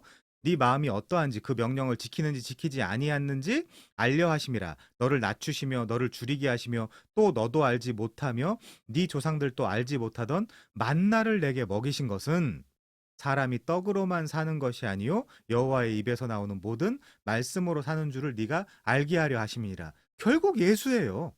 결국 예수로 네가 살아야 된다는 걸 알게 하려 하심이니라라고 하나님이 어떤 처음부터 끝까지 계획하시고 실행하시며 완성하시는 시험, 트라이얼, 테스팅. 11절부터 또 볼게요. 내가 오늘 내게 명하는 여호와의 명령과 법도와 규례를 지키지 아니하고 네 하나님 여호와를 잊어버리지 않도록 삼갈지어다. 네가 먹어서 배부르고 아름다운 집을 짓고 거주하게 되며 또 네 소와 양이 번성하며 네 은금이 증식되며 네 소유가 다 풍부하게 될 때에 내 마음이 교만하여 내 하나님 여호와를 잊어버릴까 염려하노라. 여호와께서 너를 애굽 땅 종되었던 집에서 이끌어내시고 너를 인도하여 그 광대하고 위험한 광야 곧 불뱀과 전갈이 있고 물이 없는 간조한 땅을 지나게 하셨으며 또 너를 위하여 단단한 반석에서 물을 내셨으며 네 조상들도 알지 못하던 만나를 광야에서 내게 먹이셨나니 이는 다 너를 낮추시며 너를 낯사 시험하사 마침내 내게 복을 주려 하심이었느니라. 이런 식으로 망하게 하려고 한다는 게 아니에요. 그럼 로마서 1장 18절부터 3장 20절까지 하나님이 파라디도미 혹은 나타나셨다라는 것은 택자들에게는 내가 여기서 끝나는 게 아니구나. 나는 오히려 위로의 메시지가 되는 거죠. 하나님이 나를 더 탄탄하게 하시려고, 구원하시려고, 3장 21절의 의미가 더 확 와닿게 하시려고 이런 메시지를 바울을 통해 주셨구나라고 이야기할 수 있겠죠. 자, 물론 이 내어버려둠은 분명한 교적의 목적, 즉 택자들로 하여금 자신의 죄를 깨닫고 그 죄의 결과의 긴박성, 즉 하나님과의 원수 상태를 분명히 깨닫게 하여 복음으로 확실히 돌아오게 하려는 역할을 감당하고 있는 것이 구약이나 신약이나 전부 확실한 그런 목적들인 거죠. 자, 그래서 하나님의 시험은 마침내 복을 주시는 것으로 끝이 납니다. 그래서 크리소스톰 이렇게 이야기하네요. 우상 숭배자가 빠지게 되는 죄의 깊이를 죄인으로 하여금 자기가 얼마나 무서운 상황에 처해 있는지를 깨달을 수 있도록 지금 이 본문이 설계되어 있다. 황금의 입 크리소스톰이 그렇게 이제 이 본문을 주의하고 있습니다. 자, 그렇지만 또 한 가지 분명한 것이 있죠. 더글라스 무가 지적한 대로 성경의 역사도 그리고 세속의 역사도 이와 같은 벌은 뭐예요? 문맥에서 내어버려둠 자체가 그 벌이잖아요. 그 심판이고 물론 반대로 생각하면 하나님의 간섭이 복입니다. 신자들에게는. 자, 그래서 성경의 역사도 그리고 세속의 역사도 이와 같은 벌이 영혼의 교정으로 이어지지 않는 많은 예를 가지고 있는데 이 예들, 즉 죄를 깨닫고 복음으로 돌아오지 않는 많은 예들의 나타난 이들의 운명은 심판이고 파멸이며 멸망이고 사망이다 이거죠. 그러니까 1장 18절부터 3장 20절에서 3장 21절 이하로 못 넘어간 자들. 그거는 지금 더글라스 무가 이야기한 대로 심판이고 파멸이며 멸망이고 사망인 거죠. 불못인 거죠, 말하자면. 네크로스 타나토스인 거죠. 끊어짐, 사망. 자, 그러니까 두 가지입니다. 오늘 본문에서 우리가 읽어낼 수 있는 것은 본문을 통해서 혹은 본문과 같은 하나님의 의도가 담긴 다른 메시지들을 통해서 첫 번째, 택자들은 구원을 온전히 이루기 위해 자신의 죄를 깊이 깨닫게 되고 복음으로 돌아오기 위한 의도. 자, 두 번째, 비택자들은 이 내어버려둠 자체가 바로 심판이며 마지막인 것이기 때문에 여기서 끝나버리는 비참한 종말을 맞게 될 것이겠죠. 누군가가 불편해도 그 가장 강력한 예시로 등장하고 있는 것이 동성애 임은 저희가 부정할 수가 없는 거예요. 저희 부정하면 성경 다 부정하든지 옹호하려면 다 옹호하든지. 자, 이것이 구약과 신약 할 거 없이 내어버려둠의 용례입니다. 옛날 자유주의를 주장한다라고 했던 사람과 이제 토론한 적이 있는데 제가 계속했던 얘기는 그럼 성경 읽지 마.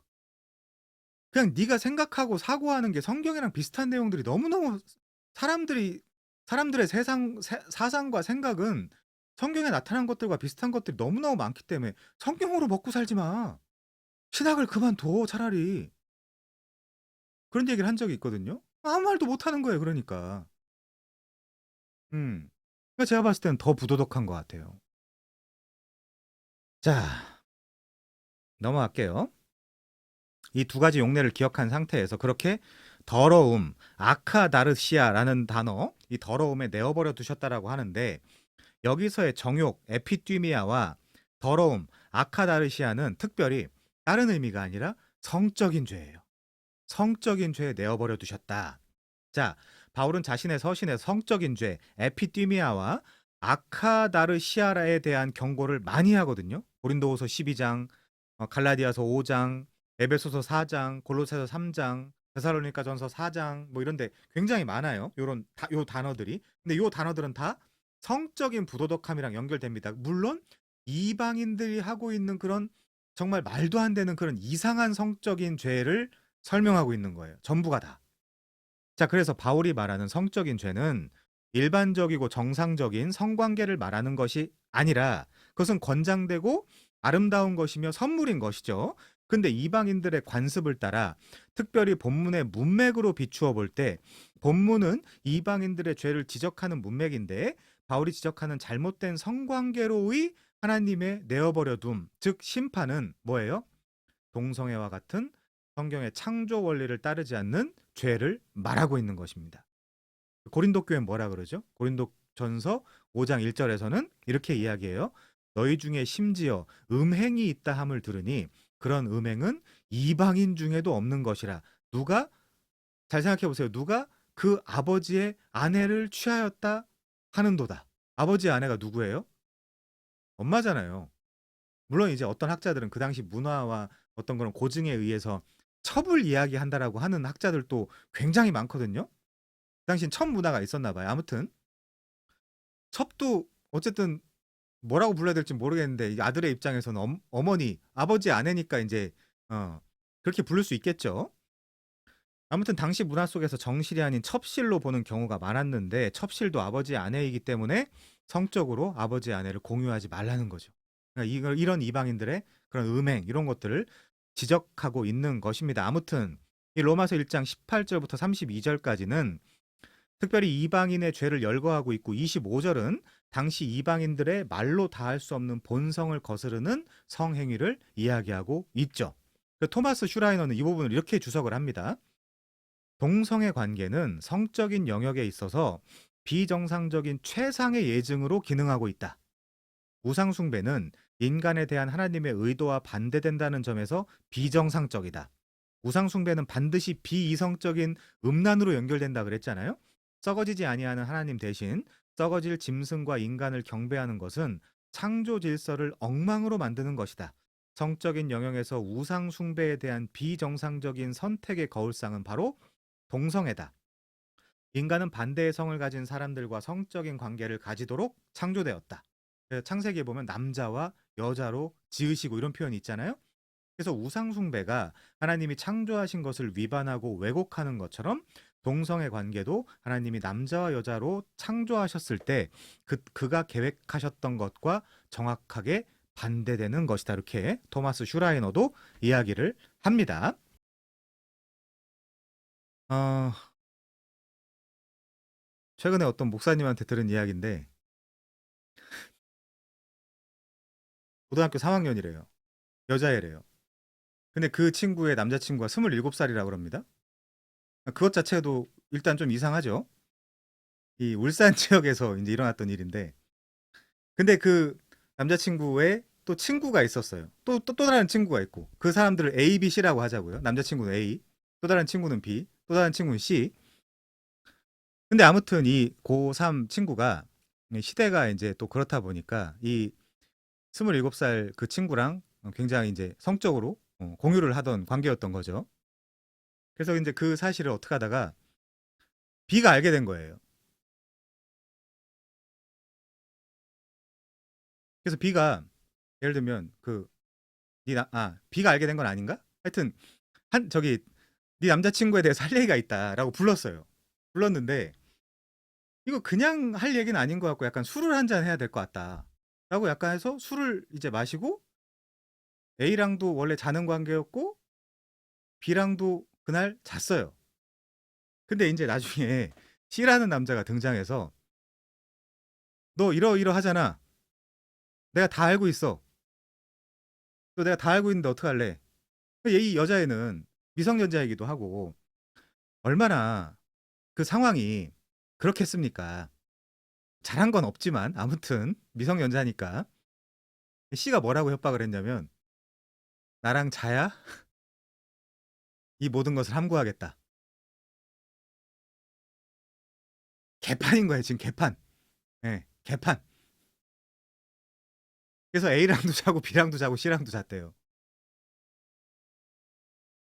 물론 이 이야기를 저한테 들려주신 분이 이따가 이제 들으시고 이건 안 되겠다 싶으시면 제가 이제 이 부분은 삭제하면 되니까요.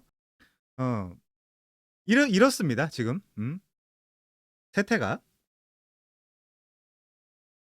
25절로 넘어갈게요. 25절로. 더 이야기해봐야 좋을 게 없을 것 같아요.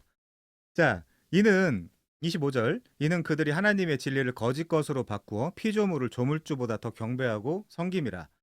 주는 곧 영원히 찬송할 이시리로다. 아멘.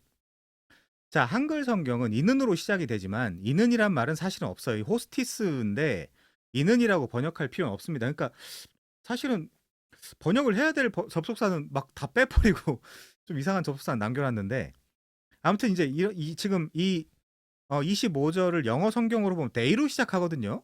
그러니까 사실은 이는은 아닙니다.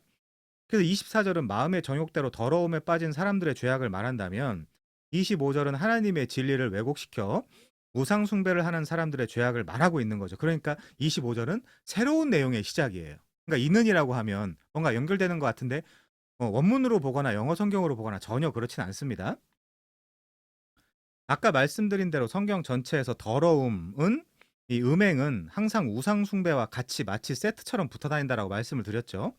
그래서 23절에서의 바울은 썩어지지 아니하는 하나님의 영광을 썩어질 사람과 금수와 버러지 형상의 우상으로 바꿨다고 말한다면 이번에는 그들이 하나님의 진리를 거짓 것으로 바꾸었다라고 말하고 있다는 거예요. 자, 그래서 여기서의 진리는 일반 명사 혹은 보통 명사의 그 진리, 우리가 이제 다 이해하는 그 진리가 아니라 우상숭배나 우상숭배에서 자연스럽게 배태되는 이방인의 성적 죄악상에 대한 분명한 하나님의 입장, 그걸 진리라고 하거든요. 그 입장을 반대하고 거스르는 걸로 지금 봐야 되는 것입니다. 문맥적으로. 예수 그리스도가 진리다 이제 그런 내용이라기보다 그런 우상숭배나 더러움에 대한 성경의 분명한 입장을 진리라고 이제 이해하시면 좋겠죠. 자, 그러니까 그 분명한 진리를, 그 분명한 사실을 거짓 것으로 지금 바꾸고 있다라고 이야기를 하고 있는 거예요. 자, 그래서 22절에서 우상 숭배의 종류들 중 최상위층은 사람이죠. 사람, 새, 짐승, 기어다니는 동물 모양의 우상들 중에 최상층은 사람입니다. 그래서 심벌이나 뭐 섹시 심벌이다 막 이런 식으로 해가지고 우리가 이제 뭐 아이돌들이나 아니면 뭐 연예인들을 성적 어떤 그런 대상화나 이렇게 하기도 하잖아요. 사람들이. 자, 그래서 이 사람이라는 존재를 우상화하다 보면 고대 시대부터 이상한 성행위가 나타나게 되어 있는 거죠. 그래서 이방인들의 추악한 성적 일탈은 그저 결과일 뿐이고 그 저변에는 반드시 우상 숭배라는 죄가 깔려 있다라는 게 지금 사도 바울의 의도입니다. 그래서 자, 우리 데살로니가전서 1장 4절 한번 가볼게요. 우상 숭배에 대해서 이제 데살로니가전서에서 어떻게 이야기를 하고 있느냐? 데살로니가전서 1장 4절이네요. 데살로니가전서 1장 4절. 하나님의 사랑하심을 받은 형제들아 너희를 택하심을 아노라. 이는 우리의 복음이 너희에게 말로만 이른 것이 아니라 또한 능력과 성령과 큰 확신으로 된 것임이라. 우리가 너희 가운데서 너희를 위하여 어떤 사람이 된 것은 너희가 아는 바와 같으니라. 또 너희는 많은 환난 가운데서 성령의 기쁨으로 말씀을 받아 우리와 주를 본받은 자가 되었으니 그러므로 너희는 마게도냐와 아가야에 있는 모든 믿는 자의 본이 되었느니라. 주의 말씀이 너희에게로부터 마게도냐와 아가야에만 들릴 뿐 아니라 하나님을 향하는 너희 믿음의 소문이 각처에 퍼졌으므로 우리는 아무 말도 할 것이 없노라. 자, 9절이 중요합니다.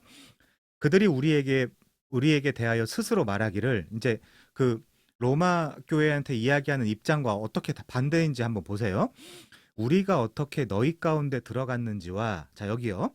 너희가 어떻게 우상을 버리고 하나님께로 돌아와서 살아계시고 참되신 하나님을 섬기는지와 이게 회심이라는 거죠. 9절이. 자, 그러니까 오늘 본문과 연결하여 데살로니가 교회가 칭찬받는 것은 9절, 즉 너희가 어떻게 우상을 버리고 하나님께로 돌아와서 살아계시고 참되신 하나님을 섬기게 되었는지. 10절에는 또 죽은 자들 가운데서 다시 살리신 그의 아들이 하늘로부터 강림하실 것을 너희가 어떻게 기다리는지를 말하니 이는 장래의 노하심에서 우리를 건지시는 우리의 왕 누구? 예수신이라 이렇게 연결이 되는 거죠. 그러니까 로마 교회도 이 우상 숭배에서 우상을 버리고 하나님께로 돌아와서 하나님을 섬겨야 되는데 그 방법은 장래의 노하심에서 우리를 건지시는 예수를 의지하고 이 왕을 의지하고 신뢰해야 된다라고 지금 이야기를 하고 있는 거죠. 자, 본문 26절, 27절은 같이 한 번 해보겠습니다. 이 때문에 하나님께서 그들을 부끄러운 욕심에 내어버려 두셨으니 곧 그들의 여자들도 순리대로 쓸 것을 바꾸어 영리로 쓰며 순리 영리 잘 보세요. 그러니까 지금 여자들이 지금 레즈비언 을 하고 있다라고 지금 이야기를 하고 있는 거죠. 27절 그와 같이 남자들도 순리대로 여자 쓰기를 버리고 쓴다라고 이제 번역해서 좀 그런데 여자 쓰기를 버리고 서로 향하여 음욕이 부릴 듯함에 남자가 남자와 더불어 부끄러운 일을 행하여 그들의 그릇 때문에 상당한 보응을 그들 자신이 받았느니라. 자, 제가 구약의 동성애 본문 몇 가지만 읽어드릴게요. 일단 레위기 18장 22절 너는 여자와 교합한 같이 남자와 교합하지 말라 이는 가증한 일이니라. 이거 해석을 바꿀 수 있나요? 근데 독창적이고 기괴한 해석들이 많아요. 검색해 보세요. 레위기 20장 13절 누구든지 여인과 교합하듯 남자와 교합하면 둘 다 가증한 일을 행함인즉 반드시 죽일지니 그 피가 자기에게로 돌아가니라. 신명기 23장 17절 18절 이스라엘 여자 중에 창기가 있지 못할 것이요 이스라엘 남자 중에 미동이 있지 못하리니 창기의 번동과 개 같은 자의 소득은 아무 서원하는 일로든지 네 하나님 여호와의 전에 가져오지 말라. 이 둘은 다 네 하나님 여호와께서 꽤 가증한 것임이니라. 근데 성전에 뭐 있었어요? 남자 창기 있었죠. 이스라엘의 역사 속에서. 자, 열왕기상 14장 24절에 보면요. 그 땅에 또 남색하는 자가 있었고 여호와께서 이스라엘 자손 앞에서 쫓아내신 국민의 모든 가증한 일을 무리가 본받아 행하였더라. 여기 남색은 남자끼리 하는 성행위, 남성 동성애를 이야기하는 거죠. 열왕기상 15장 12절이요. 남색하는 자를 그 땅에서 쫓아내고 그 열조에 지은 모든 우상을 없이 하고 열왕기상 22장 45절이요. 여호사밧의 남은 사적과 그 베푼 권세와 그가 어떻게 전쟁한 것은 다 유다왕 역대지략에 기록되지 아니하였느냐. 저가 그 붙인 아사의 시대에 남아있던 남색하는 자를 그 땅에서 쫓아내었더라. 열왕기하 23장 7절이요.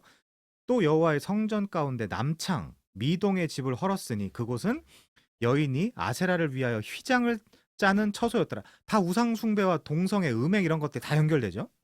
욥기 36장 13절 마음이 경건하지 아니한 자들은 분노를 쌓으며 하나님이 속박할지라도 도움을 구하지 아니하나니 그들의 몸은 젊어서 죽으며 그들의 생명은 남창과 함께 있도다. 여기 남창도 남색을 이야기하는 거죠. 자, 물론 이제 뭐 신약 성경에도 많이 있지만 이런 것들이 많이 있습니다. 자, 아무튼 그래서 이게 제가 지금 GMW 연합의 글을 긁어온 거예요. 출처를 좀 밝혀야 되니까. 그래서 진리를 거짓 것으로 바꾼 인간의 죄로 인해 드러난 하나님의 조치는 그들을 부끄러운 욕심에 내어버려 두신 것이에요. 그 중에 하나가 LGBT 같은 것들이죠. LGBT 같은 것들을 그렇게 이제 이해하시면 됩니다. 그래서 26절은 그것의 예시로 소위 레즈비언을 말하고 있는 거죠. 그래서 타락 전 인간의 성적 욕망은 분명히 선한 것이었어요. 그리고 아름다운 것이었습니다. 그러나 그 이후에 모든 성적 욕망은 어느 정도 부패함이 들어갈 수밖에 없는 거예요. 사실은 그건 부부 관계에서도 마찬가지입니다. 부부 관계에서도 우리 눈으로 볼 때는 그렇지 않겠지만 다른 사람을 생각할 수도 있는 거잖아요. 그 자체 그 행위 가운데서. 그러니까 타락한 이후에 인간 물론 아름다운 관계죠. 부부 관계나 이런 것들 아름다운 관계지만 어디에도 완벽한 관계라는 건 지금 존재하지 않아요. 그렇게 이제 이해하시면 좋을 것 같고요. 아까 그 고3 친구 그 얘기도 굉장히 와닿는 이야기들이 많이 있었죠. 자, 그런데 그런 성적 욕망 중에서도 바울이 가장 심각하게 보고 예시를 들고 있는 것은 영리로 바꾸어 쓰는 동성애를 말하고 있는 거예요, 지금. 동성애를 말하고 있는 것입니다. 굉장히 그래서 이 동성애를 옹호하는 성경학자들의 해석이 굉장히 독특하고 재밌는 해석들이 많이 있습니다. 근데 틀리죠. 말도 안 되는 이야기죠.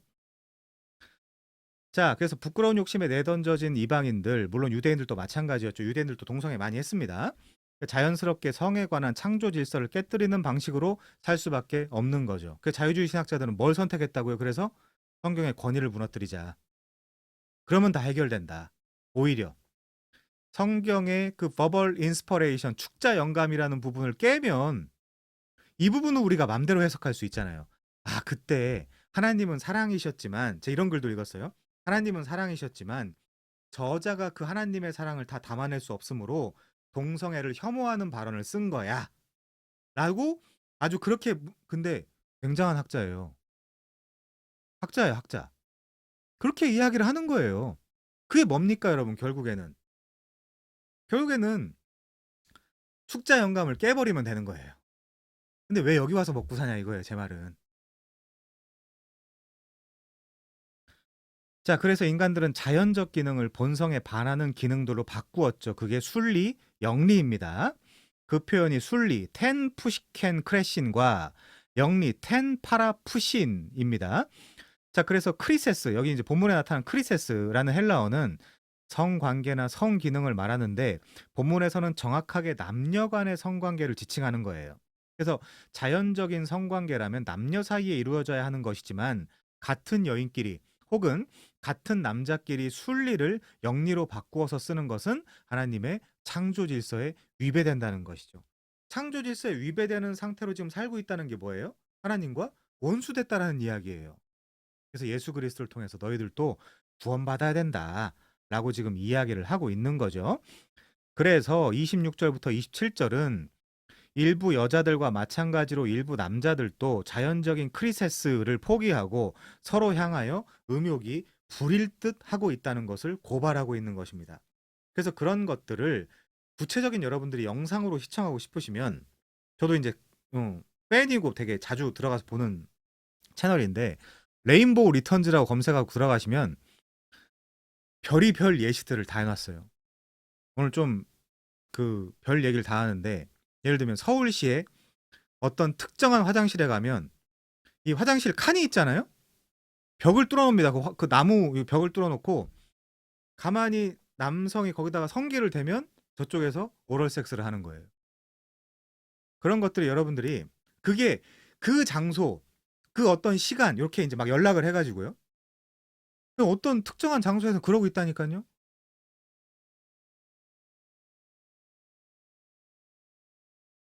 그래서 레인보우 리턴즈를 검색하셔서 이 염한섭 원장님의 영상들을 보시면 제 말로 다 할 수 없는 그런 어마어마한 이 예시들을 영상으로 여러분들이 볼 수 있습니다. 자, 그리고 제가 이따 링크를 보내드릴게요. 총신대학교에서도 한때 깡총깡총이라는 성소수자 동아리가 있다가 물론 징계를 먹었다고 합니다. 근데 다시 최근에 복귀했다라는 소식이 여기저기서 들리고 있죠. 자, 아무튼 이런 종류의 음욕을 타오르는 불길이라고 표현되고 있습니다. 그래서 이 총신대 학생이 왜 총신대 왔는지 모르겠어요. 기사의 제목이 이래요. 인터뷰를 한 건데 제목이 이렇습니다. 저희는 언제나 굳건하게 여기 총신대에서 이렇게 이제 제목이에요. 여기서 이제 어쨌든 그런 그들이 생각하는 그런 혐오나 이런 것들을 이 총신대에서 없애겠다라고 지금 이제 하고 있는 거죠. 그런 운동을 하고 있는 거죠. 참 그렇습니다.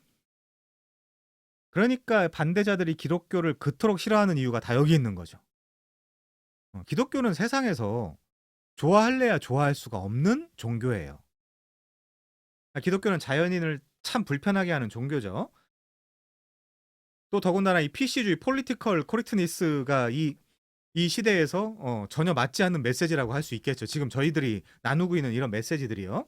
그러다 보니까 성경학자들, 자유학자들이 문법을 나아가 성경을 희석시키고 있는 방향으로 나아가는 거예요. 물타는 거죠.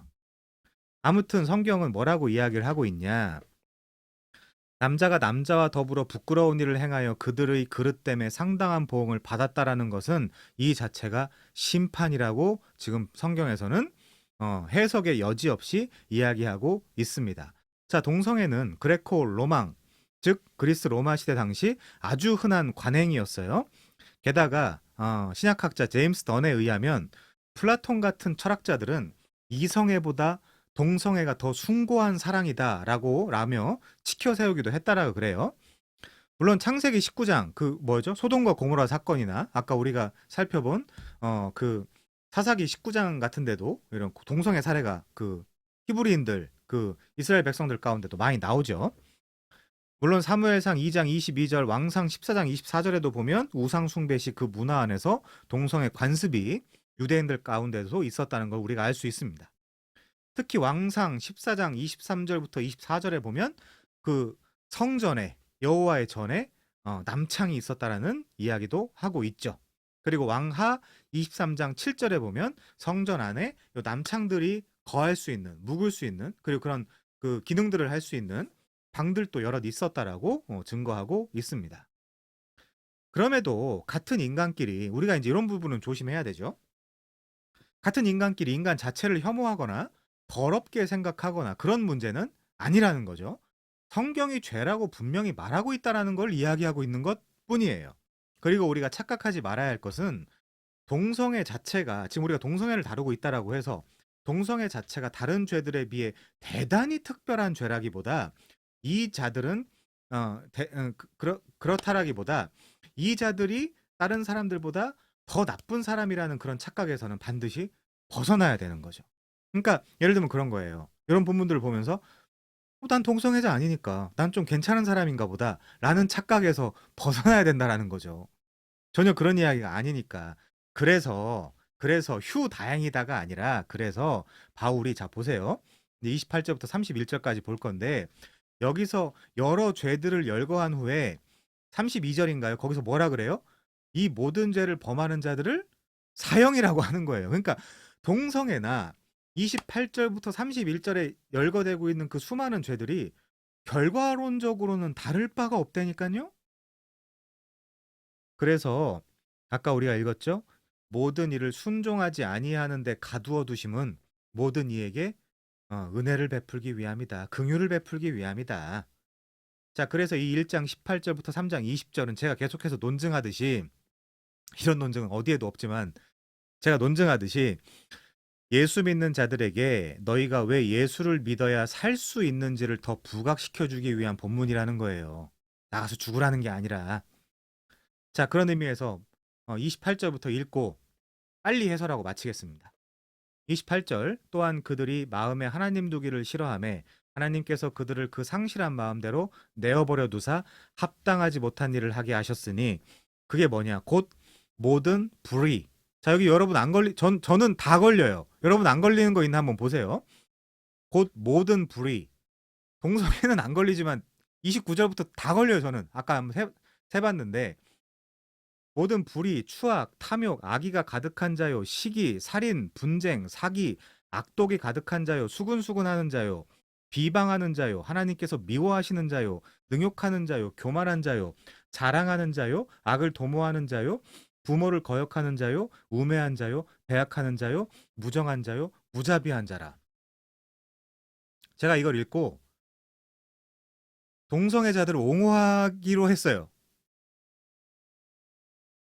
아니, 잘한다로 한 게 아니라 우리 지금 똑같은 입장에 있으니까 우리 같이 가자. 뭐 찬양에도 그런 거 있잖아요. 같이 갑시다. 뭐 이런 거 있잖아요. 음. 그러니까 제가 얘기하고자 하는 핵심이 뭐냐면 동성애라는 게 지금 등장했다라고 해서 우리와 뭔가 너무 뭔가 좀 멀리 했으면 좋겠어라고 뭔가 혐오한다거나 그들이 더 나쁜 놈이라고 우리가 확증한다거나 그렇게 하지 말자는 거예요. 왜? 똑같다니까요. 결과론적으로.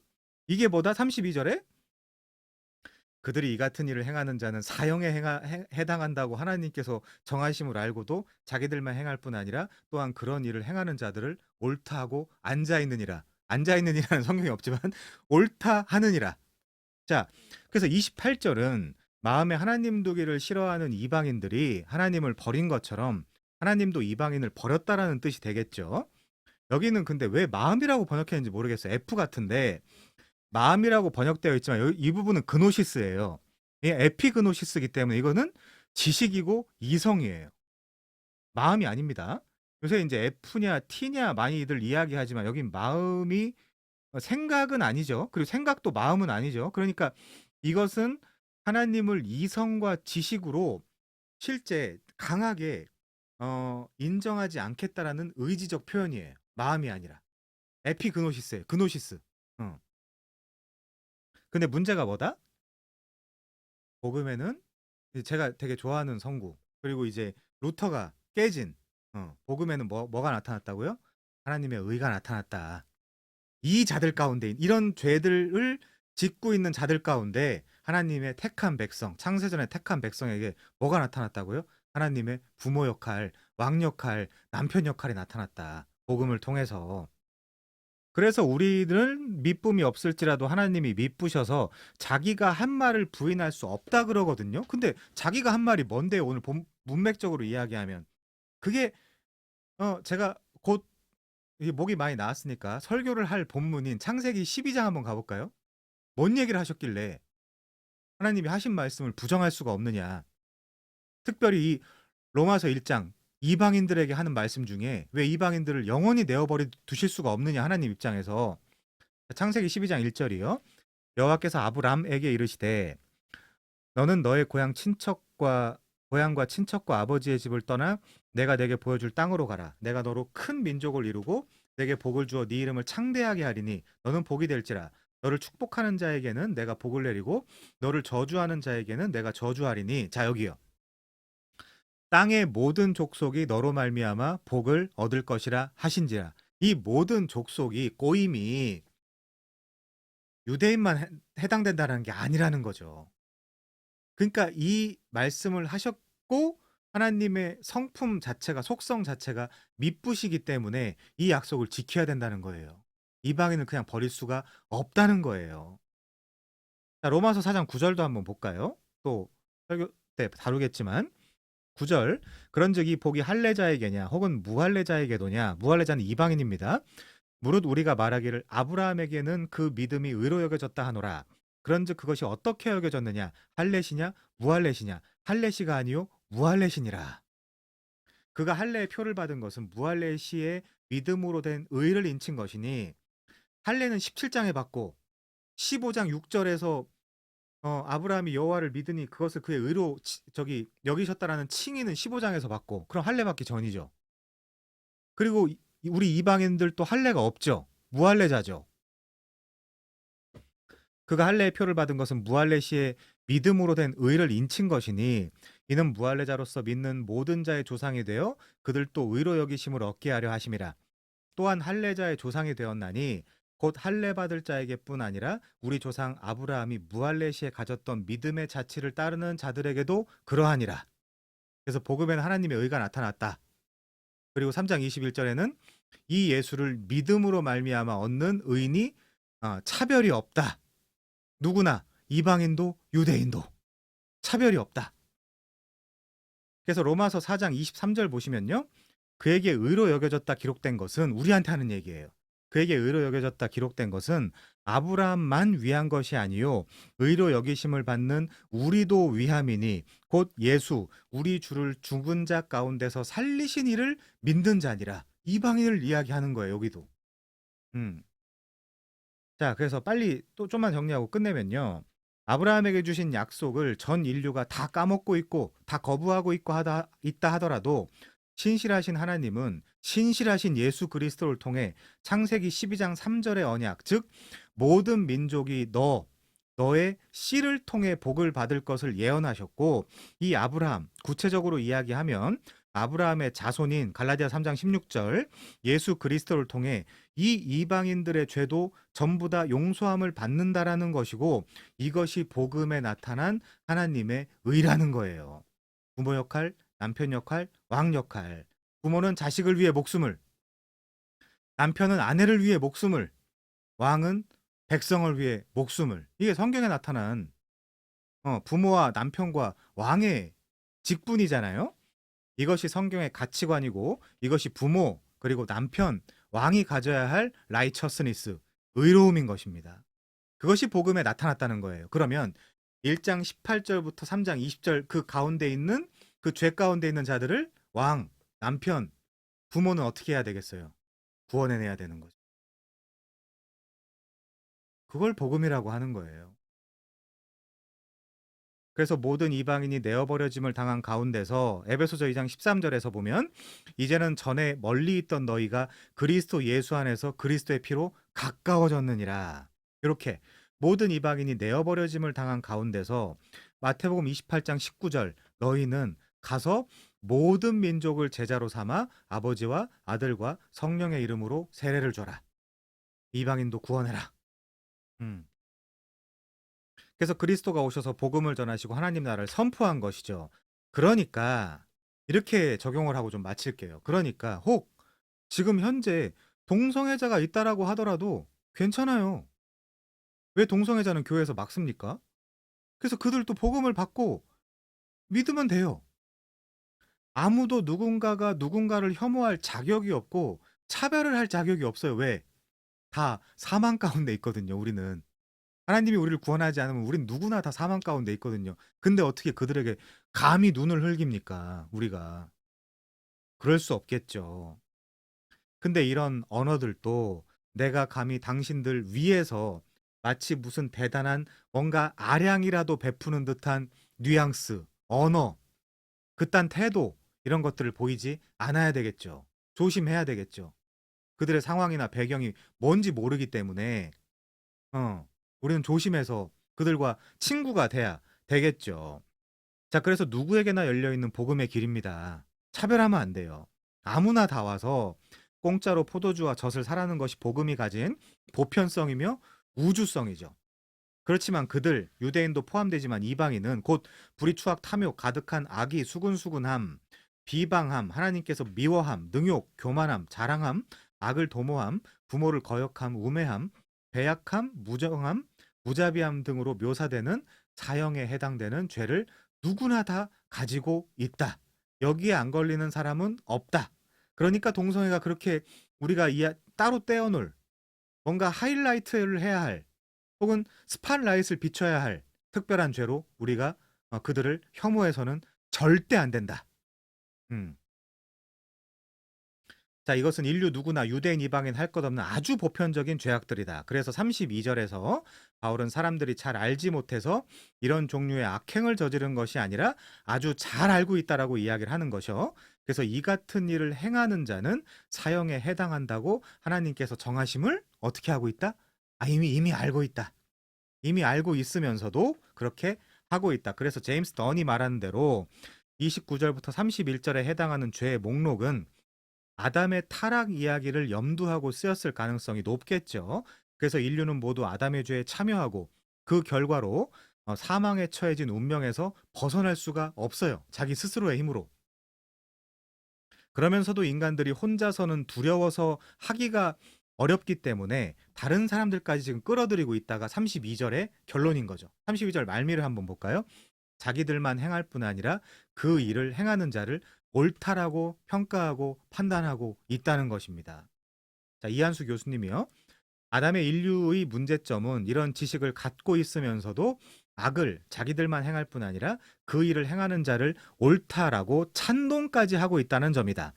한글 성경에 옳다고 하다라고 번역된 헬라어 동사는 NIV 시인하다, KJV 즐거워하다, NEB 칭찬하다라는 뜻으로 이해할 수 있다. 헬라어 단어 자체는 적극적인 찬동뿐 아니라 즐거워한다라는 의미도 포함하고 있다라고 말씀을 하고 계십니다.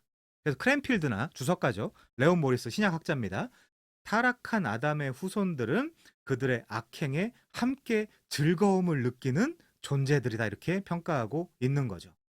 그러니까 그들에게 옳다라고 하고 같이 즐거워하면서 자신들의 이 죄들을 짓고 있는 정당성을 확보하고 있는 그 죄인들의 본성을 우리가 볼 수 있는 거죠.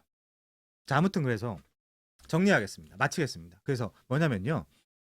우리가 1장 18절을 보면서 다음 주에는 다음 시간에 이제 2장으로 들어갈 텐데 1장 18절부터 3장 20절을 보면서 택자들을 구원하기 위해서 요 본문을 경고성 멘트로 주신 것이구나. 그렇지만 여기서 못 벗어나는 자들, 이 죄의 심각성, 경계성을 보고도 못 벗어나는 자들, 예수 그리스도를 의지하지 않는 자들은 거기서 끝이겠구나라는 우리가 다 복음 전하는 자들이잖아요. 그런 입장에서 우리도 이런 것들을 사도 바울의 의도에 맞게 정확하게 이해해서 정확하게 적용을 하고 또 정확하게 가르치고 또 정확하게 그 전도와 선교 사역을 우리가 이제 할 수 있어야 되겠죠. 자, 오늘 또 타이트했고 굉장히 그 뭐 이런데 할 얘기가 있나 했을 수 있지만 굉장히 많은 이야기들이 있었는데 여러분들이 다시 한번 잘 정리를 하셔서 우리 이제 계속 로마서의 목적은 로마서의 기록 목적답게 1장 1절부터 이 16장 전체까지 다 포괄하는 시각을 가지고 본문을 접근하자는 거기 때문에 앞으로도 그런 노력을 하면서 이 상황 서신에 합당하게 그런 로마서 이해를 하는 시도들을 열심히 해보도록 하겠습니다. 너무너무 수고 많으셨고요. 오늘 또 11시가 넘었는데 다들 좋은 밤, 좋은 시간들 보내시길 바랍니다. 수고 많으셨습니다.